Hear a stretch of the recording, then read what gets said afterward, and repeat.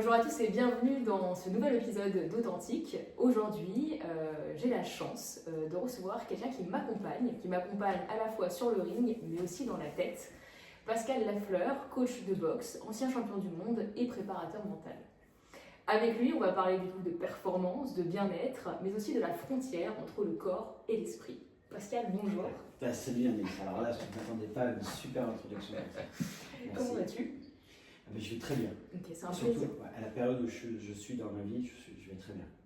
Ok, super. Merci. En tout cas, moi, je suis ravie de te recevoir. Pour tout te dire, tu étais l'invité que je souhaitais avoir sur mon podcast, donc ça me fait vraiment plaisir. Tu sais que j'ai attendu l'invitation. Elle est là. Elle est là. On en reparlera peut-être en off. En tout cas, ouais. je vois tellement ton potentiel chez toi que c'était viscéral de te pousser à le faire parce que c'est même c'est nécessaire. Tu sais, quand on a des talents, on a des choses à dire, on a un potentiel comme toi que je vois depuis le début que je t'ai rencontré, eh bien, c'est d'utilité publique de le faire. Je comprends. Vraiment. Avant du coup de passer effectivement à ce thème-là, sur le bien-être, que tu connais très bien d'ailleurs, c'est ce que tu mets d'ailleurs en toi au centre quand même, à la fois dans ta préparation, mais en tant qu'ancien champion, c'est aussi ce que tu as dû travailler, j'imagine. Aujourd'hui, du coup, tu t'es reconverti, tu t'es plutôt bien reconverti du coup, dans ce métier effectivement de préparateur. Pour ceux qui nous écoutent aussi, c'est important de le rappeler, tu as été champion du monde de kickboxing en 91, en 92, en 93. Très bien. Oui, je me suis intéressée à qui tu étais. Donc c'est important quand même de le savoir, c'est un beau palmarès, parce qu'il n'y a pas que ça. Tu as été champion du monde aussi en pro de kickboxing, je crois, en 96, 97, 97. Et en Muay Thai en 97 et 96. En 97, j'ai été champion de France de Muay Thai professionnel et 98, j'étais champion du monde de kickboxing. Et avant ça, j'avais été champion d'Europe en 96, de kickboxing pro également. Ouais. Et j'en ai loupé parce qu'à un moment donné, sur le palmarès, ça faisait long sur les speakers. J'avais eu une médaille d'argent au championnat d'Europe amateur. Et puis, je vais te dire, c'est tout le temps écorché. Ouais. Là, j'étais surprise que tu aies les bonnes dates. Il n'y a pas très longtemps, j'ai fait une remise de la Légion d'honneur d'une amie. Et puis, tout était à l'envers. Donc, tu sais, je m'en fous. Bon, on a eu bon. C'est vrai que c'est le principal. Mais à quel moment, toi, qu'est-ce qui t'a amené, du coup, au sport de combat, Pascal? C'est une très bonne question. C'est une maladie dermique. J'avais eu du psoriasis sur les bras, sur les jambes. Un mal-être familial, d'accord, dans une cellule familiale assez complexe et compliquée parce que les parents ne s'aimaient pas et se disputaient souvent. L'insécurité qui était dans notre maison faisait que j'étais mal à l'aise avec les autres, avec l'extérieur, avec l'école. Donc à un moment donné, ça s'est manifesté sur le corps. Notre niveau de conscience n'était pas du tout axé sur ce que je te dis, dans le fait qu'on comprend que les problèmes se manifestent dans le corps. Mais oui, c'est ce que mais à cette époque-là, donc, je me souviens, on a un médecin de famille qui nous dit, ma mère pensait avoir un médicament, et moi aussi, parce que c'était un peu le panacée, le médicament. Et au lieu de me donner le médicament, il propose à ma maman, inscrivez-vous aux arts martiaux. Moi, je voulais faire de la boxe, parce que je connaissais que Rocky à l'époque, Bruce Lee, en tout cas, c'était la boxe, et puis il y avait un club de boxe. Et je me suis inscrit à la boxe. Dans les 15 jours, ça allait disparaître. Génial. Ouais. Je te l'ai masterisé pour génial. Mais du coup, c'est né effectivement d'un besoin peut-être d'extérioriser. Complètement. Tu as écrit une phrase, et du coup, je l'ai reprise, parce que c'est quelque chose que j'ai trouvé aussi important. Et c'est ce que tu dis, c'est un peu ce que tu as évoqué là. Tu as marqué, j'ai découvert par la boxe que j'étais bien plus qu'un jeune homme plein de courage et de rage de gagner. Elle m'a permis de m'accompagner sur le chemin de soi pour permettre de m'affranchir de mes peurs et de mes craintes. Ouais. Donc ça, c'est vraiment le début. Enfin, si on peut le... Exact. C'est surtout après une personne adulte et mature qui peut rétrospectivement en faire une analyse par rapport à ce que j'étais à l'époque et parce que j'ai très candide, peu de niveau de conscience. D'ailleurs, moi, je veux faire de la boxe parce que c'était un peu un moyen justement d'extérioriser mes souffrances intérieures. Puis à la suite de ça, quand j'ai découvert qu'on pouvait ressentir des choses, et puis surtout, c'était mes premiers endroits où j'avais des signes de reconnaissance. Comme tu l'as compris, dans la cellule familiale, qui est déjà compliqué, des gens qui s'aiment déjà le couple qui s'aiment moins et pas du tout même. C'est difficile d'aller exprimer aussi des actes et des gestes d'amour à leurs enfants. En tout cas, c'était comme ça. Ma maman moins, se protégeait de ça, et puis mon père plutôt très viril. Et c'était le seul endroit où j'avais des signes de reconnaissance. Mais de par ta famille? Non, du prof. Ah, c'est bien petit, ah, tu te débrouilles bien. Ah, juste ça, c'était le seul endroit où j'en avais, parce qu'à l'école j'étais nul. Et donc l'encouragement, c'est les premiers signes de reconnaissance qui apportent des stimuli. Est-ce que tu as connu ça? Oui, alors moi j'ai connu aussi parce qu'effectivement on n'a pas, alors moi j'ai pas ce niveau-là de palmarès comparé à toi, mais effectivement moi j'ai commencé le sport aussi pour extérioriser et effectivement moi en tout cas chez moi ça vient aussi de la cellule familiale, c'est un moyen aussi d'extérioriser tout ça et de commencer du coup le taekwondo. Est-ce que je peux en profiter pour poser une question? Parce que je voudrais aussi avoir ton background sur par exemple, les signes de reconnaissance. Est-ce que tu en avais dans la famille, à l'école? Ouais. Enfin, vraiment, oui. Moi, j'avais juste un besoin d'extérioriser peut-être le milieu social dans lequel j'étais. D'accord. Voilà. De me dire, ok, je mérite peut-être autre chose, entre guillemets. Et du coup, de quelle manière est-ce que je vais aller chercher cet ailleurs? Et du coup, comme tu le dis aussi, c'est cette notion aussi de je veux gagner et cette rage aussi à l'intérieur de dire, je vais pousser. Et je crois que tu le dis à un moment donné, c'est aussi le sport, c'est aussi la faculté de se mettre des objectifs et la volonté de vouloir les atteindre. Et du coup, c'est vraiment ça. Quand on n'a pas dans d'autres domaines, donc ta famille ne te fait pas de proposition ou à l'école, c'est même pas la peine, ça c'était l'occasion d'avoir un goal, tu vois, de manière à se joindre à son propre futur. Ouais, et c'est dingue parce que du coup en fait on se rend compte que soi-même, là toi c'est ce que tu as fait, tu es allé rechercher du coup la performance. Enfin quand on dit signe de reconnaissance, derrière ça il y a la performance aussi. Ça vient parce que je reviens sur l'une des questions que je t'ai posées et je voudrais la compléter, c'est que est-ce que tu as eu des résultats quand tu as eu ces signes de reconnaissance? Ouais, ça aide. Voilà. Ça aide beaucoup. C'est la prise de confiance, à partir du moment où on a ça, effectivement, et puis ça nous donne un peu des ailes. C'est la corrélation. C'est la corrélation dans le but du podcast que tu proposes, surtout de ramener en conscience que l'encouragement, que ce soit son enfant, son frère, son père ou autre, l'encouragement va être le vecteur d'une ascension, peu importe laquelle. Clairement. Ouais, clairement. Et c'est vrai que c'est important parce que, alors, faut pas non plus tomber dans le sur-encouragement comme on peut voir, parce qu'il y a toujours des limites, il y a toujours un abus, il y a toujours un équilibre à avoir, mais effectivement, ça en fait partie et c'est ce qu'il faut aussi pour se lancer. Ce que tu es en train de faire aussi en étant en bonne paix. Non, mais c'est vrai. Ouais. J'ai trouvé un peu ma vocation sur ça et après, merci de faire cette digression sur le fait de trouver la bonne mesure. Ouais, c'est important. Et dans la boxe, tu vois, je reviens sur ça, sur le fait, dans la boxe, c'est que la mesure fait que l'entraîneur, lui, il n'est pas dans l'attente. Et surtout quand il y a un jeune qui arrive, donc il est dans son authenticité. Et donc d'encourager, il ne va pas faire de la complaisance. En tout cas, moi, c'était impossible que ça soit là-dedans, parce qu'une association, elle n'a pas de but lucratif ou autre. Donc c'est pour ça que c'était d'une finesse et en termes d'authenticité qui fait que je l'ai senti directement. Voilà. Et comme un prof aussi d'école, le prof d'école qui est fonctionnaire, qui encourage, il est lui axé il est centré sur son authenticité. Voilà. C'est clair. Mais à quel moment, parce qu'effectivement il y a pratiqué un sport et il y a pratiqué un sport en compétition jusqu'à aller au championnat du monde, qui est quand même sur un haut niveau d'exigence aussi, à quel moment tu t'es dit, parce qu'après c'était ton métier du coup? J'en ai fait en sorte que c'est ça. Et à quel moment, du coup, un sport, quand on qui est plutôt libérateur en fait au début dans l'enfance, devient finalement un métier à part entière? Alors, je ne vais pas en généraliser, mais en ce qui me concerne, c'en est devenu à part entière parce que le seul endroit où j'excellais, c'était ce sport-là. Mes parents n'avaient pas d'exigence sur les études parce que eux-mêmes m'avaient encouragé à être nul. Et donc c'était pour eux aussi un moyen de me soutenir dans le seul endroit où j'avais une satisfaction. Ils étaient fiers de toi à ce moment-là? Déjà, j'ai amené une rupture dans la cellule familiale dans le sens où ils m'accompagnaient le dimanche quand il y avait des compétitions. Donc c'était un moyen aussi pour eux. De dire qu'ils étaient là pour toi. Ils étaient là. Dans une famille qui va mal, il n'y avait plus de lien. Donc peu importe les parents n'avaient pas cette prise de conscience d'essayer de mettre des initiatives pour recréer le lien. L'amour, il était conditionnel. Tu m'aimes pas, je t'aime pas, et ainsi de suite. Mais le fait que par dépit, ils doivent accompagner leur enfant qui est mineur, eh bien, ça recrée du lien, donc voilà, ça crée un sens de l'engagement. Et à partir de là, donc, pour répondre à la question,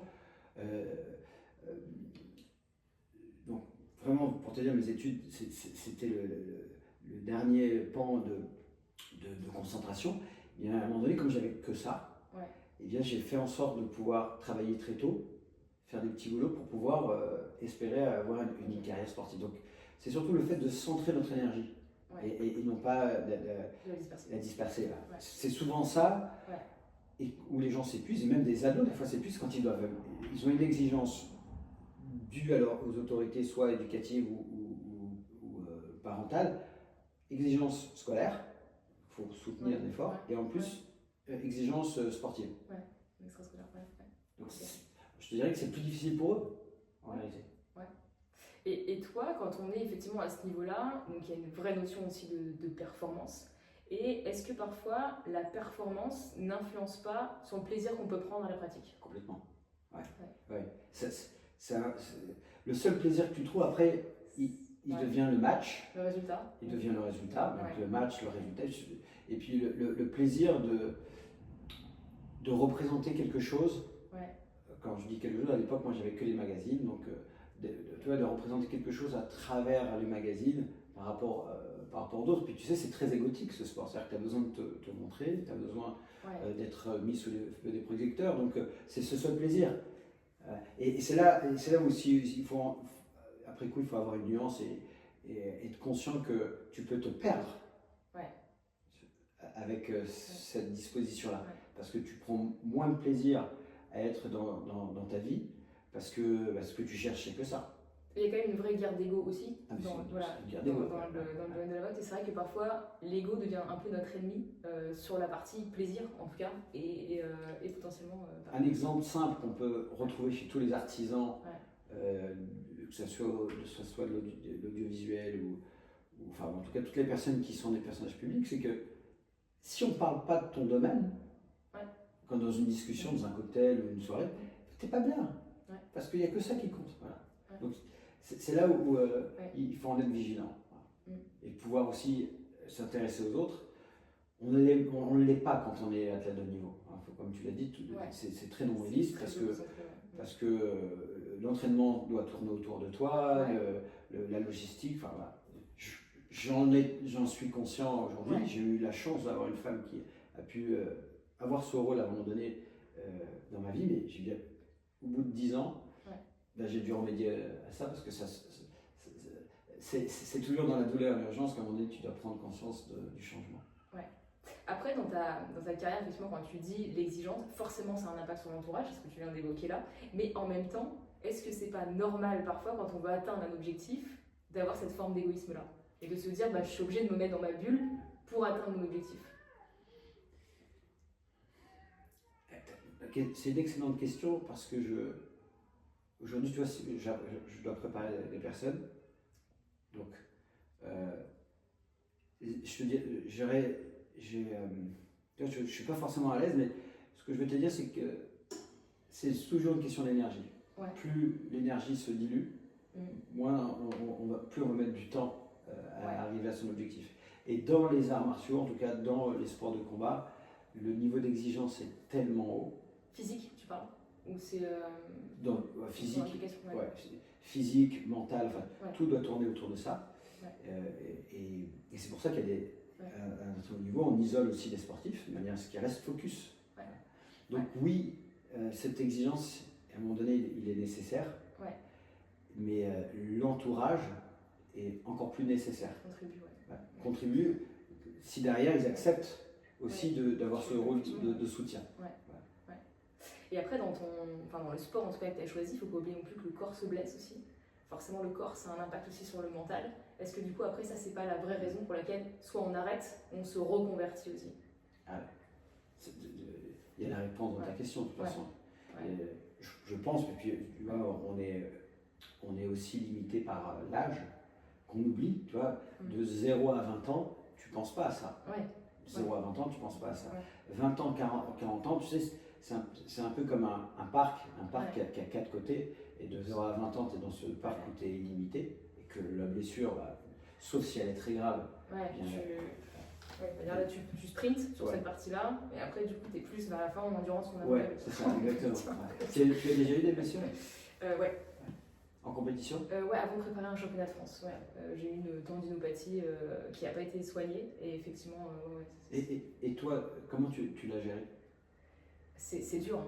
C'est dur. Moi, j'étais dans cette période-là. Hein. Moi, j'ai arrêté le taekwondo, j'avais 18 ans, donc j'étais dans cette grande période de je veux le faire à fond, quoi. Donc, non, moi, c'était compliqué. En plus, c'était une blessure qui n'avait pas été soignée comme il fallait. Donc, j'étais très déçue. J'étais très, très déçue, moi, de pas pouvoir faire les championnats de France pour ça. Comment tu as transformé? Je me suis rentraînée, j'ai refait, on a refait d'autres compétitions après par la suite, mais c'est vrai qu'il y a quand même cette frustration à gérer, en fait, du coup, de l'après. Après, quand on est jeune, ça va. Peut-être qu'aujourd'hui, si je faisais en compétition, je pense que j'aurais aimé me faire accompagner parce que je pense que c'est dur. Même quand on voit là l'actualité qu'on a eue, qui était une belle actualité d'ailleurs sur les Jeux Olympiques, c'est important, on en parlait aussi ensemble hier, de se dire comment on fait après, au-delà de l'objectif. Parce qu'une fois qu'on a l'objectif, il y a l'échec, il y a l'objectif, et qu'est-ce qu'on fait après, quoi. D'où l'importance de la qualité de l'entourage, du staff aussi d'entraînement, dans le sens où on peut préparer aussi un athlète. Alors, préparer un athlète pour la compétition, le moment jour J, mais aussi de commencer à l'amener à voir l'après. Donc, moi, j'ai eu cette chance-là aussi, c'est qu'à 19 ans, je m'occupais d'une salle. Donc, j'avais aussi déjà cet enseignement sportif, donc je pouvais naviguer sur les deux. Et puis, si tu veux, c'est même pas une reconversion, ça a été un métier qui m'est venu, on m'a sollicité très tôt en me proposant une association, donc ce qui fait que ça me sécurisait aussi. Tu vois, d'avoir déjà un métier dans lequel je me prêtais, j'avais un pied dedans et je me prêtais à évoluer. Ça m'a permis même de pouvoir m'auto-observer sur des technicités, sur des enseignements. Par exemple, sur des enchaînements, eh bien, le fait de mettre davantage de qualité de conscience sur un geste et de le reproduire après différemment. Voilà, c'est très important d'être focus donc sur une seule chose, donc sur une échéance. Et puis, l'entourage aussi, il est aussi pour t'aider à modérer. Parce qu'à notre âge, avant de 20 ans, en réalité, tu es un bourrin. Tu peux faire. Tu t'écoutes pas. Et tu veux faire plein d'entraînements. Tu vois, tu veux faire plein d'entraînements et tu t'en fous du nombre d'heures, tu as envie de. La blessure, ça n'existe pas. Ouais, c'est ça. T'as une cheville, tu y vas. Tu fais autre chose, mais effectivement, tu y vas. Et c'est vrai que ça permet aussi de modérer. Alors, même si parfois on le prend un peu mal, mais effectivement, ça permet de se dire, peut-être que là, effectivement, je devrais m'arrêter. Par exemple, quand j'étais entraîneur, comme je disais à 19 ans, mais tu vois, à 24, 25 ans, tu es en pleine bourre et tout. Et quand j'avais des élèves qui se blessaient, qu'est-ce que je leur disais? Je leur disais, mais ok, tu es blessé à ta cheville, ce que je te propose, c'est de travailler aujourd'hui plus de corps à corps, de travailler tes mains. Donc, si tu es blessé à ce niveau-là, au niveau musculaire, on peut travailler autre chose. Mais ce que j'avais pas en conscience pour moi. Parce que la déception d'être blessé, tu vois, quand tu es blessé, déjà tu t'en veux à toi-même, tu es en position de victime, machin. Donc tu ne le fais pas. Et là, le fait que tu portes conseil à tes élèves, derrière, tu vois, tu t'auto-éduques. Tu apprends d'eux en fait, à travers eux, effectivement. C'est pour ça que ça a été une chance aussi d'avoir ce rôle d'éducateur à ce stade-là. Ouais, ça c'est vrai. C'est pas évident. C'est pas évident aussi, d'avoir ça, d'avoir les comportements différents, de pouvoir analyser. Il y a une anecdote. En tout cas, je voulais rebondir sur ça parce que je te le confirme que c'est pas évident. C'est pas évident parce que à 19 ans, j'avais pas fait d'études, d'études d'enseignement. Donc tu reproduis ce que tu as vu dans tes clubs. Donc tu fais du mimétisme et tu as moins de pédagogie adaptée ou autre. Par contre, ça a changé quand j'ai commencé à me former. Et là, oui, il y a eu un gap. Il y a un gap sur toutes les notions de sécurité, les différents critères de réalisation des mouvements et les différents critères de réussite. Parce que j'allais te demander effectivement par rapport à ça, la partie pédagogie, et je pense qu'il y a la partie aussi expérience et humaine qui aide aussi à savoir un comportement et à se dire comment, au-delà de la pédagogie. Et parfois, c'est ça aussi qui est important, c'est le vécu, c'est l'expérience qui fait qu'effectivement, tu peux aussi être performant. Alors, je sais pas, parce que ma relation humaine, si tu veux, avant d'avoir eu des formations sur ça, elle n'était pas réellement consciente, parce que, si tu veux, je répondais uniquement à l'ego, à vouloir satisfaire mes élèves avec un niveau de connaissance sportive très minime. C'est-à-dire que s'ils n'étaient pas fatigués, tu continues. Non, c'est que j'avais raté. Parce que tu sais, es très candide, donc tu crois que pour réussir, il faut souffrir. Donc, tu comprends cette psychologie vraiment très candide qui n'amène juste l'effort, l'effort et la souffrance pour dire ah ouais, putain aujourd'hui, moi j'étais content quand les gens me disaient ah putain ah ouais c'était dur aujourd'hui. Et ça c'est trop candide parce qu'à un moment donné c'est pas pérennisable et puis surtout c'est que tu risques vite la blessure envers tes élèves. Mais du coup, je vais rebondir sur ce que tu as dit. Ça te parle, ça? Ça me parle. Ça me parle beaucoup. Et d'ailleurs, je trouve, moi j'essaie de travailler dessus, tu le sais, parce qu'on a travaillé ensemble dessus. Mais j'ai l'impression effectivement que beaucoup, en tout cas il n'y a pas que moi, je pense, quand j'échange, mais de se dire qu'aujourd'hui, les choses peuvent venir à nous, mais il faut forcer, quoi. C'est dans le combat. Et toi, tu es en train de dire tout l'inverse, en fait, que les choses aujourd'hui peuvent venir sans être dans le combat. Oui. Ça peut être facile. Là, je vais te donner des exemples. Il y a des athlètes de mon époque, et notamment la même génération que moi. Il y en a un qui est très connu, youtubeur qui s'appelle Skarbowski. Jean-Charles n'avait pas besoin autant de charges d'entraînement que moi. On se retrouve en Thaïlande une année. Moi, j'étais 2 fois par jour à l'entraînement, sur des temps de 3 heures. Et Jean-Charles pouvait venir 1 ou 2 fois dans la semaine à l'entraînement. Et c'est pas pour ça que moi j'étais meilleur que lui. Tu comprends ? Et donc, après avoir fait des études de neurosciences, c'est l'enthousiasme et la joie que lui il avait, alors que moi je prenais ça comme un combat à l'entraînement. Tu sais, je partais à la guerre presque à l'entraînement. Alors que pour lui c'est une partie de plaisir. Tu vois ? Et ça a différencié parce que c'est ce qui a permis de prendre ça comme un jeu. Et en vérité, c'est la meilleure des façons de voir les choses quand on prend les choses comme un jeu. C'est de prendre les choses à cœur. Mais pas tant que ça, tu vois, pour être dans l'équilibre. Prendre les choses à cœur, mais pas tant que ça. Parce qu'à un moment donné, ça nous polarise, d'un côté ou de l'autre. Clairement. Clairement, et ça, je trouve que c'est dur parfois à faire. C'est très dur. C'est très dur à faire, et effectivement, une fois qu'on le trouve, c'est vraiment... En fait, ça nécessite une prise de recul que parfois on n'a pas. Mais je te rejoins d'être dans le jeu, J-E-U, du coup, et c'est hyper important parce que du coup, ça nous apporte comme tu dis, de la joie. Et en fait, quand on fait les choses avec cette énergie-là, déjà, on prend plaisir à le faire. Et c'est ça qui fait toute la différence. Enfin, on en parlait hier des courses à pied. Aujourd'hui, voilà, c'est juste pour que ce soit un plaisir. Dès que ça devient une contrainte, c'est compliqué à tenir. Enfin, on parle souvent de motivation, de discipline, qui ne sont pas exactement la même chose. Mais pour le coup, quand on est dans la joie, on arrive à être discipliné. Parce que la motivation, c'est quelque chose d'assez fugace. C'est-à-dire qu'en fait, oui, on peut être hyper motivé, on fait un sprint, je le fais, mais sur la durée, ça va être compliqué. Donc il y a cette notion-là. Et du coup, ma question, c'est toi, aujourd'hui, puisque tu es aussi préparateur mental, comment tu fais pour tes clients, quelles sont les routines en fait que tu mets en place pour amener cette joie au quotidien et essayer finalement d'avoir une vision des choses qui est différente, parce que c'est ça aussi. J'en fais pas, en tout cas, tu sais, un devoir ou un must, tu sais, d'être tout le temps dans la joie. Parce qu'on peut pas peut-être aussi. Parce qu'on peut pas, et puis d'ailleurs on peut pas vivre tout le temps de la joie si on n'a pas aussi de la tristesse. On ne peut pas être tout le temps fier si on n'a pas à un moment donné des frustrations. Donc, il ne faut pas faire de la pseudo-spiritualité à un moment donné très show-off, à être dans oui, je suis positif, tout ça je n'y crois pas. Ce que je sais, c'est qu'il ne faut pas rester dans des états délétères.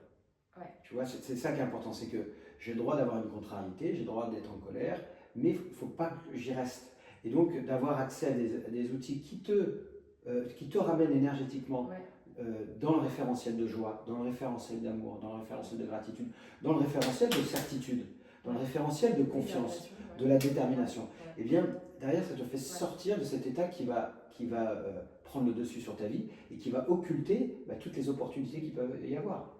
Tu comprends ? Donc voilà, c'est ça. Et je te remercie de poser cette question parce que c'est vraiment pour pas coller à une fausse image tu sais, de l'excès du positivisme. Exact. Parce qu'on a le droit d'avoir des sentiments qui ne sont pas favorables, mais il ne faut pas y rester. Ouais. Et c'est vrai que souvent on parle de ça, on parle comme tu dis du positif, mais peut-être de manière un peu plus négative pour le coup, en disant oui, on ne peut pas être positif sur tout dans la vie, et parfois il y a des malheurs, il y a forcément des choses qui nous affectent, et c'est normal, et je pense qu'il faut aussi vivre le fait d'être affecté.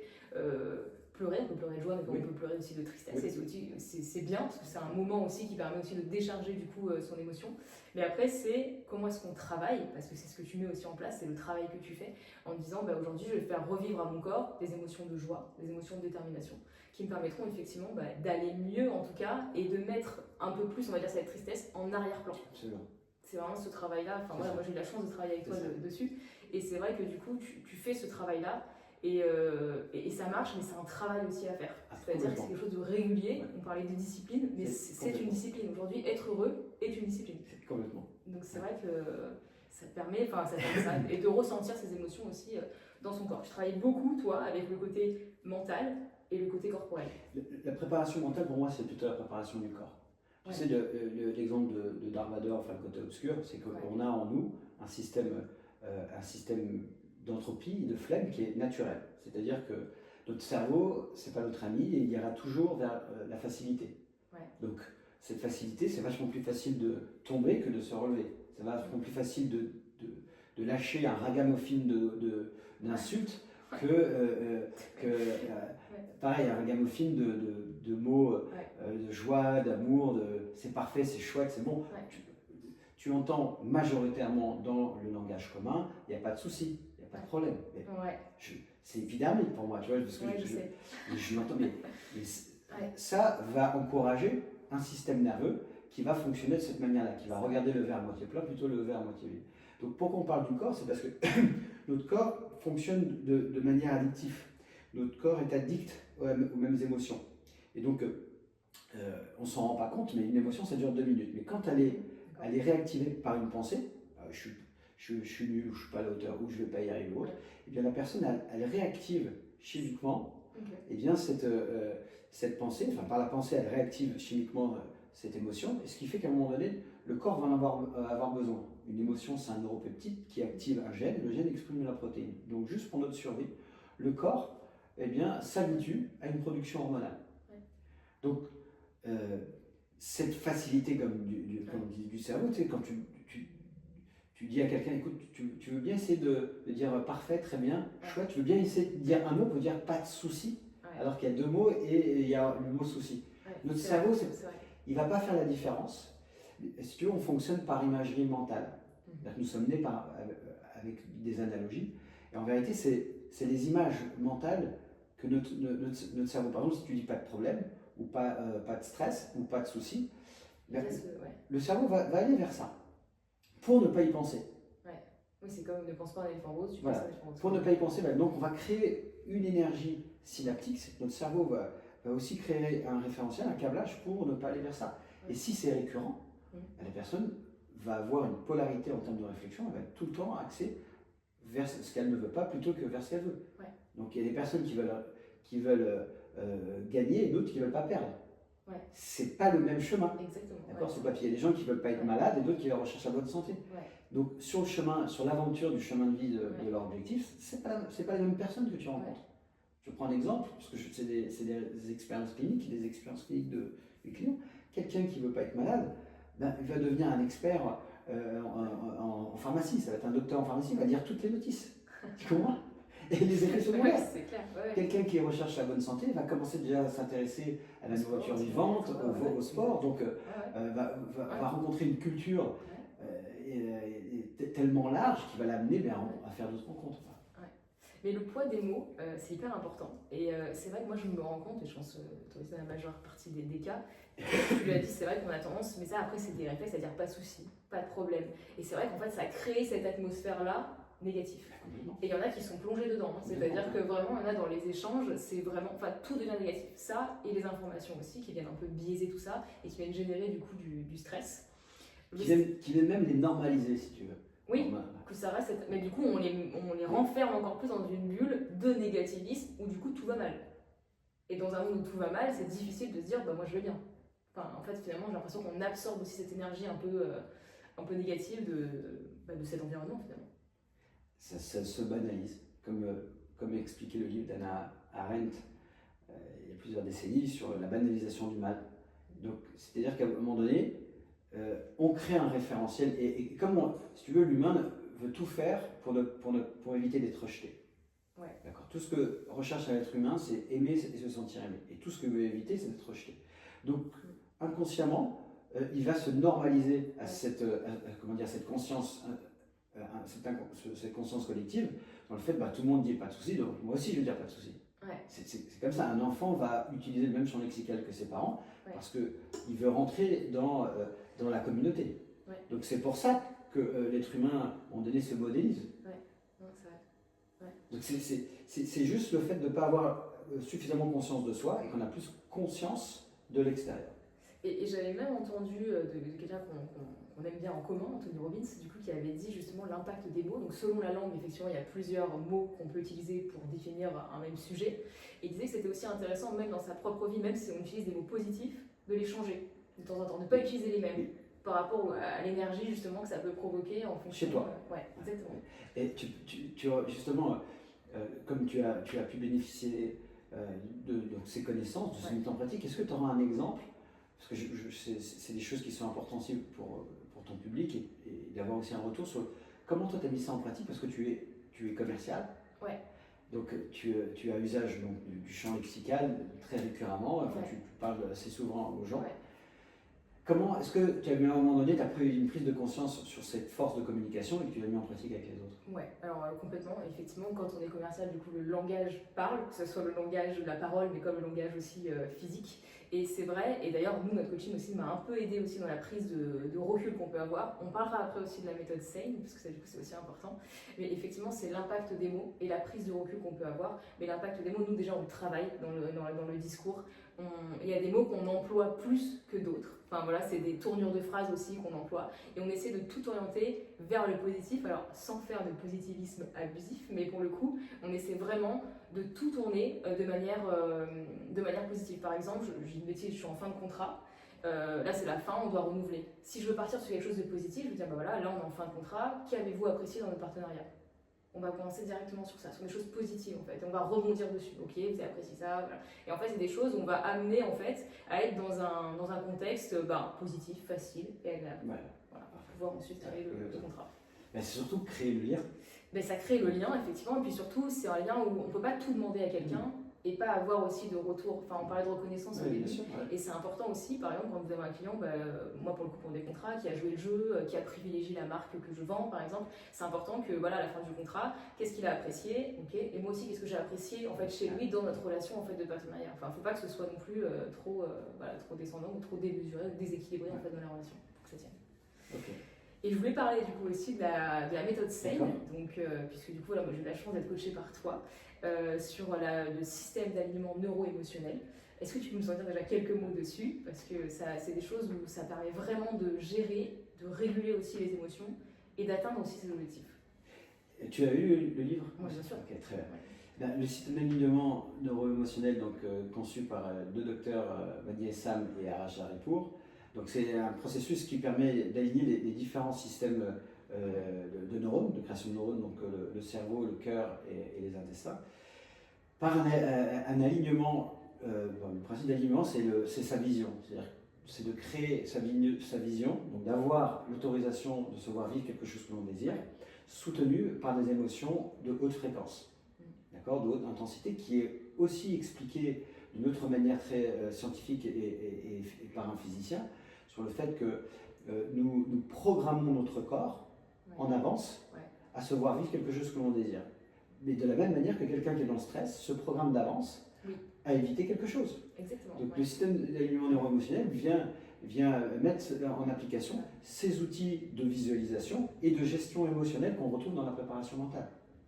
D'accord. Donc, plus une personne va se voir vivre, donc va avoir son image d'elle en train de réussir, soutenue par des émotions d'amour ou de joie, et bien, plus le corps va s'entraîner, va devenir addict à ce type d'émotion, et la personne va avoir un nouveau référentiel en termes d'orientation. C'est une éducation totale de sa personne pour incarner qui on a envie de devenir. Ouais. Parce que si on ne le fait pas, on a toujours cette facilité de notre cerveau qui va répondre à des référentiels ou des objectifs extérieurs, d'où l'évitement. Souvent, voilà. Si ce n'est pas toi qui montes ta propre montagne en créant le référentiel de vie que tu veux avoir, quelqu'un d'autre va le faire pour toi. Et ce qui paraît dingue, c'est qu'en fait, cette expérience-là qu'on fait de manière positive, c'est-à-dire qu'en ayant cette vision de ce qu'on veut devenir demain, on le fait, comme tu le dis, dans le stress, donc dans une émotion négative, mais on ne pense pas, si on n'a pas effectivement cette notion-là et cette prise de conscience-là et ce recul-là, l'idée de se dire, je vais faire la même chose, mais en me visualisant, moi, dans le futur, dans ce que je voudrais incarner. Et c'est vrai que ça, du coup, on ne le fait pas. Alors, là, c'est pas un réflexe parce que épistémologiquement, les outils donc de vision, les outils de préparation mentale sont utilisés pour la propagande. Tout est propagande. Si chacun fait son propre travail et de recherche épistémologique, on va comprendre que déjà la télévision a été créée pour avoir un seul prisme, un seul regard sur le monde.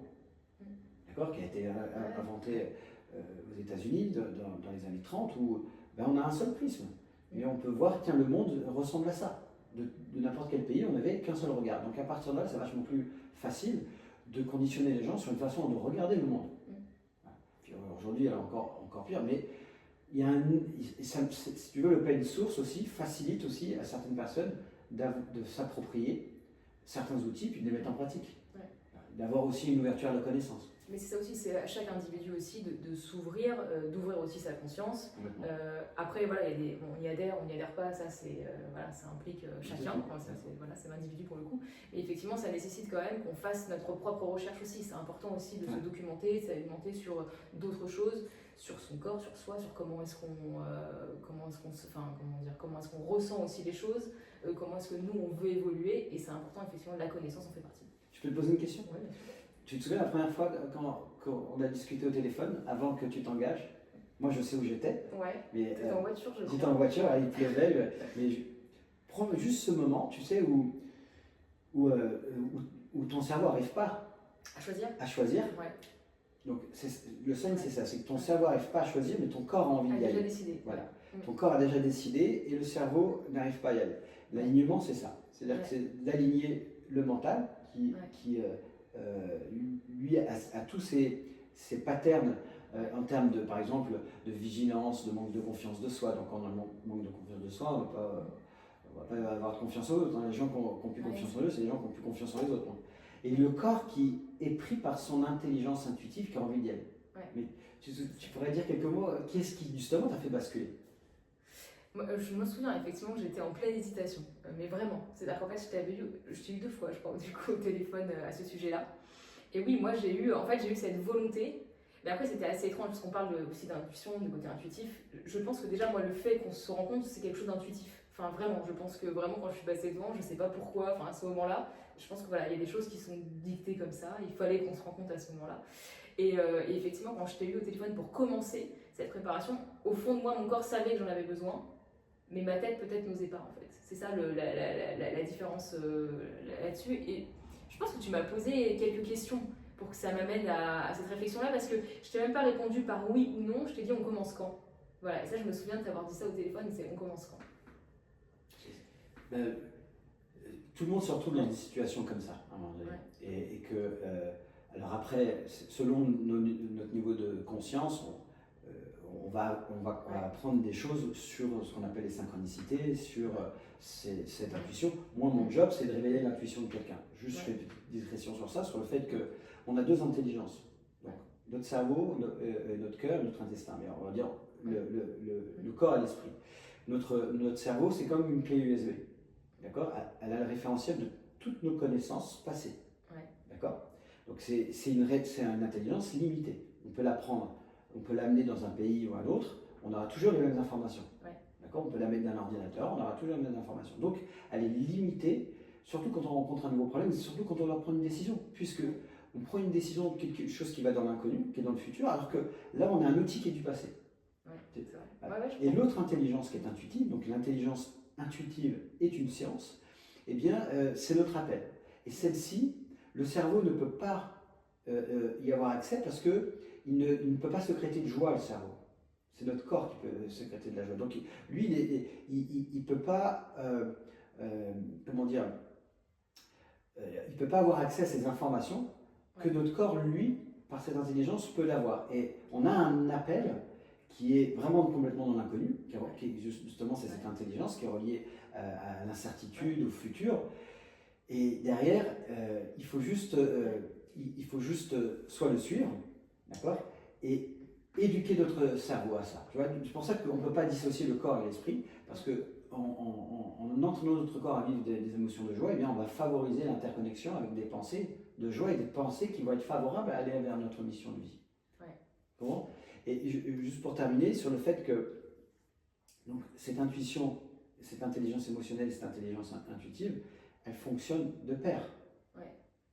Mais il faut davantage favoriser à entraîner le corps à vivre ces émotions-là pour qu'il influence le cerveau à avoir des pensées que ça va marcher et que les pensées vont influencer le comportement. C'est-à-dire que l'action, la mise en pratique, la posture de la personne et ainsi de suite. Les trois sont interconnectés. Ce qu'on appelle le triangle neurobiochimique interne. Donc la posture influence les émotions influencent les pensées et ainsi de suite. Et c'est bien que tu l'évoques parce qu'on est quand même dans un monde d'incertitude. Ça veut dire qu'aujourd'hui, on va quand même s'entraîner à ça, enfin en tout cas s'entraîner.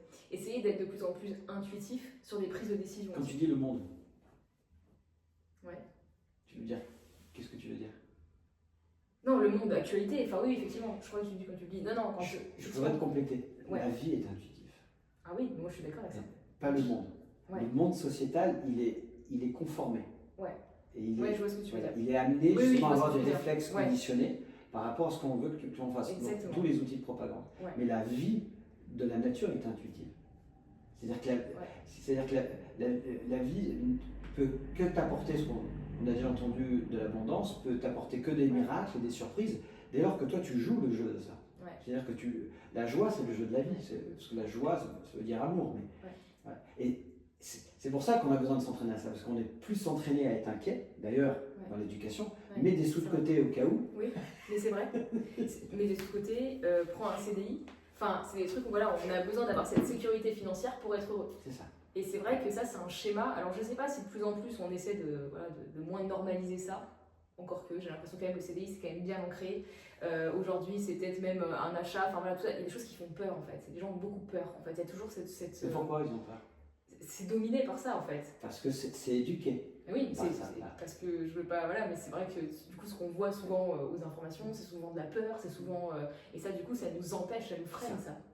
C'est pour ça que je parle de propagande, c'est de l'ingénierie sociale, d'accord? L'ingénierie sociale, j'invite chacun dans ton podcast à aller se renseigner de ce que c'est, parce que vous allez voir que nous sommes gouvernés par l'ingénierie sociale, donc c'est très intéressant d'aller faire son propre chemin, chacun doit toujours croiser et vérifier les informations. Donc l'ingénierie sociale, c'est surtout par la peur, on conditionne les gens à avoir des aptitudes. D'où le fait que vous n'entendrez pas dans les chaînes mainstream de vous encourager à être positive, vous encourager à faire de la méditation, vous encourager à faire de la respiration, à faire des choses qui vont favoriser. Donc on va plutôt vous dire des choses, de faire du sport, parce que maintenant c'est indéniable. Mais il n'y a pas seulement. Pas seulement le sport. Justement, tu parles souvent de bien-être. Donc derrière le bien-être, il y a la joie, effectivement, la détermination. Ça peut aussi faire partie du bien-être, parce que c'est aussi dans l'atteinte du coup d'un objectif. Et je voudrais juste qu'on revienne sur la notion d'égoïsme du coup dessus, et de se dire à quel moment il est nécessaire du coup d'être égoïste pour être bien avec soi, mais surtout aussi après être bien avec les autres. Tu l'as vécu? Ouais.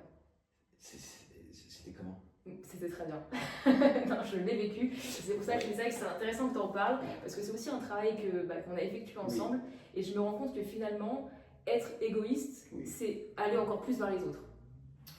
Eh bien, vraiment, bravo pour la pertinence en tout cas de cette question, parce que, alors je n'ai pas forcément la réponse, mais de mon point de vue, toujours par rapport à ces études sur le comportement humain, quand on éduque des gens par la culpabilité, d'accord, ah non, il faut que tu partages, donne-en à tes copains.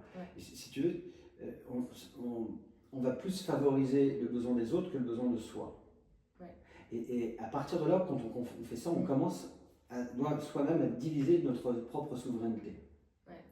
Ce que j'ai appris avec les études de neurosciences, c'est que un être qui est dans le bien-être, un être humain qui est dans le bien-être, qui est bien avec lui-même, eh bien la première chose qu'il va faire, c'est de le partager. Ouais. C'est-à-dire que toute victoire, toute évolution, il va le partager. Donc naturellement, l'humain, ça ne sert à rien d'être heureux seul, ça ne sert à rien de gagner de l'argent seul, ça ne sert à rien... Est-ce que tu as vu le film Into the Wild?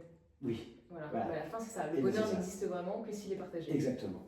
C'est un film qui m'a évoqué ça. Et oui, donc de s'occuper des autres d'abord, alors que toi tu as des problèmes, ne peut que engendrer des conflits. J'ai rencontré des gens qui sont dans des systèmes associatifs ou des aides humanitaires et qui n'ont pas pris le temps de s'occuper d'eux. Eh bien, ils sont toujours en train de sauver les autres, mais d'une manière c'est peut-être un jugement de valeur, mais si tu veux, il y a toujours des conflits. Quand j'ai leur retour, eh bien, il y a ça qui ne va pas, le président ne fait pas assez ça, les gens ne sont pas comme ça. C'est pas fluide. Okay. Donc, peut-être que toi, tu as aussi un changement à faire dans ta perception. Et ce que je sais aussi personnellement, c'est que quand tu es malade, tu sais, le réflexe que l'on a, tu te mets dans ton lit, tu te mets dans ta couette, tu laisses ta goutte dans ton lit tout seul et tu n'as pas envie que les gens te voient. Surtout quand tu as une tête. Donc, déjà, rien que ça, de base, quand tu vas mieux, tu as envie d'aller voir les autres. Donc, maintenant, ça ne veut pas dire qu'il ne faut pas être aidé quand tu n'es pas bien. Au contraire.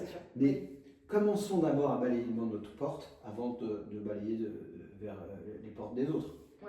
Et puis, d'autres réflexes. Tu te coupes la main et tu dois aller porter main forte à quelqu'un. Tu ne vas pas le faire avec la main qui saigne. Occupe-toi de ton pansement d'abord, puis ensuite après, on va t'occuper des autres. Et pour toi, aujourd'hui, si tu veux donner du coup une définition de l'égoïsme en lien avec le bien-être, ce serait quoi? Alors, la définition, c'est pas l'égoïsme qui est bien-être, c'est l'état d'équilibre. C'est surtout ça. Tout est une histoire d'équilibre. C'est ni d'être égoïste, ni d'être altruiste qu'il faut favoriser, c'est toujours des extrêmes. Et c'est cet état d'équilibre, comme la joie et la tristesse, comme la frustration qui est nécessaire pour pouvoir être satisfait de soi, tu vois, pour pouvoir... c'est des états qu'on a besoin de connaître. Exactement. Je te prends un exemple éducatif, concret. Un enfant aujourd'hui dans nos pays occidentaux, je veux dire, un enfant qui s'ennuie, le parent ne doit pas l'amener ne doit pas essayer de lui proposer des choses. Je dirais, à la maison, il y a la télévision, il y a les jeux, il y a les jouets, il y a les livres. Il y a tout un tas de choses que les parents ont mis à disposition pour le jeune enfant. Il faut le laisser s'ennuyer pour qu'il trouve ses propres ressources afin d'être créatif. Voilà. Donc, c'est ça que ça veut dire, c'est toujours une histoire d'équilibre. Maintenant, si un enfant il s'isole et il ne bouge pas, oui, il y a une autre pathologie plutôt médicale. On s'aperçoit d'un autisme assez rare chez un enfant, mais la plupart, il faut laisser chacun à être autonome et à vivre, à accepter des fois sa tristesse ou sa créativité, ou son ennui pour être créatif. Tu le vois ça, toi, du coup, aussi dans tes cours de boxe, parce que tu fais aussi des cours pour les enfants, donc j'imagine que... C'est pas moi. Mais tu l'as déjà fait, non? Oui, j'ai fait pendant pas mal d'années. Ou adolescent? C'est mon équipe qui fait ça, c'est Jocelyn qui s'en occupe. Ok. Voilà. Mais moi, en tout cas, je t'ai déjà vu, c'est pour ça que je me permets d'en parler en cours. Alors, effectivement, je dis peut-être adolescent, mais sur des jeunes qui parfois avaient mal pris quelque chose, étaient énervés du coup contre eux-mêmes dans le cadre d'un cours de boxe. Et tu as cette faculté quand même à pouvoir dire, entre guillemets, qu'il mette son énergie là où il doit la mettre. Quelque part, quand on est un peu frustré de ça, c'était ok, de parler, ok, pourquoi tu es comme ça, quelle est dans cette émotion-là, quelle est l'importance que tu donnes finalement à l'autre. Parce que finalement, quand on reçoit une émotion, c'est que ça. J'ai dit une bêtise, par exemple, on a l'impression qu'on est offensé, que voilà, cette personne-là nous a dit quelque chose, c'est surtout l'importance qu'on donne à ces mots, et en tout cas l'impact qu'ils ont sur nous, et ça on peut le choisir, ça. On peut le choisir, et c'est pour ça qu'il y a un rôle éducatif important. C'est déjà d'amener quelqu'un à ne pas s'identifier à son émotion. Et comme tu l'as très bien dit, c'est qu'est-ce qu'elle veut dire de ton émotion? Pourquoi Qu'est-ce que ça te dit cette frustration? En tout cas, Ouais. l'aider à l'identifier, Ouais. de manière à ce qu'il ne fusionne pas avec, Ouais. parce que c'est le bon moyen comment dire, d'interpréter une identité vis-à-vis de ça. Ouais, qui est peut-être complètement fausse aussi. Nous ne sommes pas nos émotions là. Nous ne sommes pas nos émotions. Ouais. Ça c'est clair, nous ne sommes pas nos émotions. C'est une réaction conformée due à notre environnement. Ouais. Et derrière, il n'y a pas de prise de conscience dessus. Mais une fois que tu comprends qu'il y a toujours un cadeau caché, il y a toujours un bénéfice secondaire à se mettre comme ça. Il y a un enfant qui se met, ou un jeune, comme tu as dit, un autre qui se met dans la frustration de ne pas y arriver. Il y a un bénéfice. C'est que derrière, peut-être qu'il attend l'attention du prof. Peut-être que j'ai pu passer toute la séance sans lui donner un signe de reconnaissance justement ou une consigne et de se mettre dans cette frustration-là, ça peut être une occasion de créer du lien. Parce que l'être humain, à tout âge, fera tout pour éviter de se sentir seul, d'éviter d'être rejeté. Donc il préfère rentrer en conflit avec lui-même d'abord et avec les autres plutôt que d'avoir ce sentiment de rejet. Ouais, merci. J'aime bien, dans mon podcast, il y a une phrase qui est importante, puisque du coup l'idée c'est le dépassement de soi. Et du coup la question c'est à quel moment, toi, dans ta vie, il y a quelque chose qui t'a fait peur et tu t'es dit ok j'ai peur, mais j'y vais. Moi j'ai tout le temps peur. Et tu y vas. Quand je te dis j'ai peur, c'est que je me force plus à faire le mec invulnérable. Tu vois, tu es à l'aise avec ça. Voilà, je suis à l'aise avec ça parce que, encore une fois, comme on disait tout à l'heure, on a le droit d'avoir peur. Maintenant, qu'est-ce que je vais faire pour ne pas y rester? Parce que forcément, ça va avoir un impact sur mes cours, sur ma relation sociale, sur ma famille, dans mon couple. Donc, dans ta question, qu'est-ce qui fait que je vais y aller? C'est que maintenant, j'ai un dialogue interne. J'ai un dialogue interne avec moi, déjà, dans lequel je parle à mes peurs. Donc ça, c'est un outil qui s'appelle la diffusion. C'est un outil scientifique qu'on utilise aussi en préparation mentale. Mais il y a un médecin qui s'appelle Philippe Prel qui l'utilise très bien pour des personnes qui ont des anxiétés. Et donc je parle à mes peurs. C'est-à-dire que je l'ironise de manière à ce qu'elle n'active pas. Mais ce que je sais aussi au fond de moi, c'est que après la peur, il y a la fierté. C'est-à-dire qu'une fois que j'ai dépassé la peur, automatiquement la première chose c'est la fierté. Et après maintenant j'ai les séquences, donc c'est vachement plus facile pour moi d'avoir peur un petit instant. Parce que je sais que derrière, que je ne sais pas, il y a quelque chose qui arrive.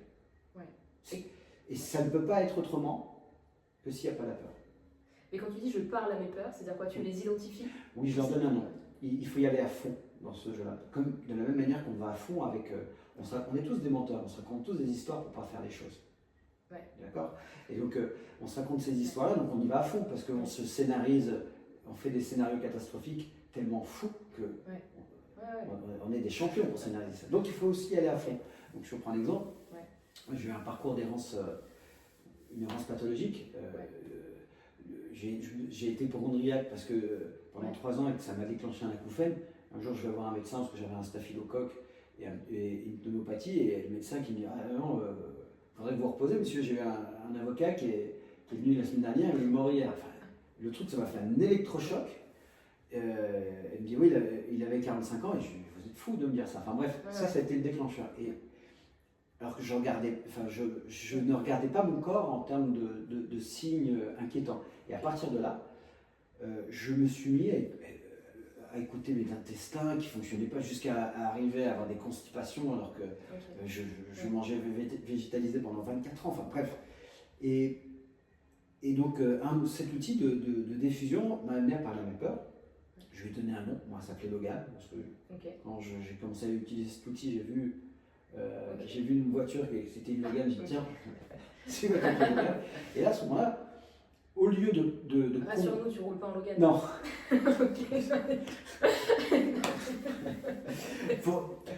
Le principe de ces anxiétés, c'est qu'il y a un bug dans le cerveau. On a une région dans notre cerveau, les amygdales, qui sont les détecteurs de danger, et dès que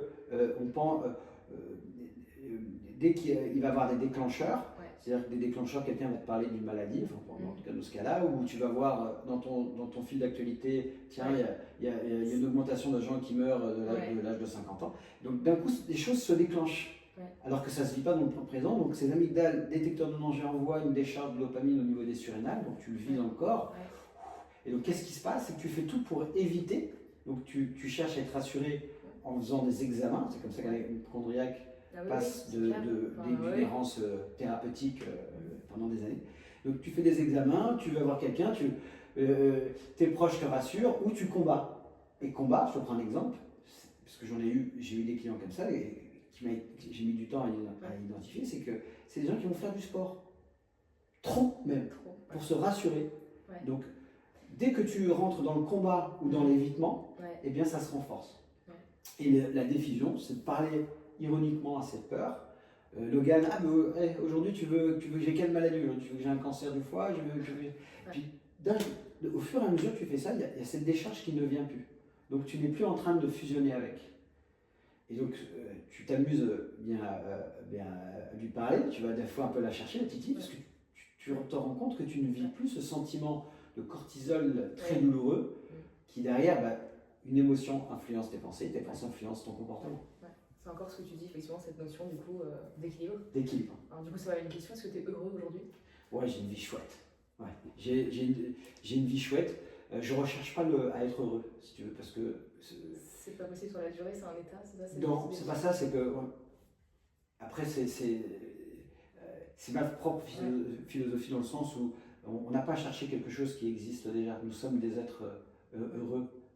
La vie, on n'a pas gagné sa vie, si tu veux. On a gagné de l'argent pour mettre notre créativité en exergue, de faire en sorte notre vie, qu'elle soit chouette, qu'elle soit réalisée, parce que, si tu veux, la matière va faire qu'on va avoir davantage confiance en soi. Parce que, si tu veux, c'est pour ça qu'on vit cette vie matérielle, elle est énergétique et matérielle, mais je ne cherche pas à être heureux parce que il ne faut pas chercher quelque chose qui existe déjà. Il faut juste le vivre, il faut juste se rappeler qu'on est dans le présent et que cet instant que l'on vit, c'est aussi un miracle, qu'on a un fonctionnement à l'instant T de notre corps, de tous nos systèmes nerveux, de nos organes qui fonctionnent à merveille, qu'on a la chance de pouvoir aimer, et puis qu'on a aussi des problèmes.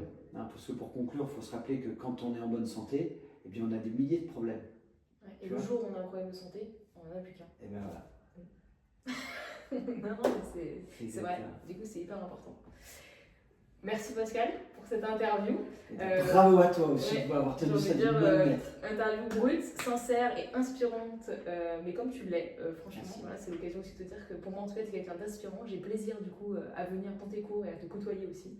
Merci beaucoup d'avoir été du coup mon invité. Et si ce podcast vous a plu, n'hésitez pas à le partager. En tout cas, on sera ravis. Et n'oubliez pas, c'est important, le plus dur dans la vie, ce n'est pas de tomber, mais c'est bien de se relever. Super Putain, comment tu l'as tenu? Waouh! Oh, attends, on a parlé combien de temps là? Là, 1 heure. Calme, c'est évident. Ah ouais. Ah non, mais là, ce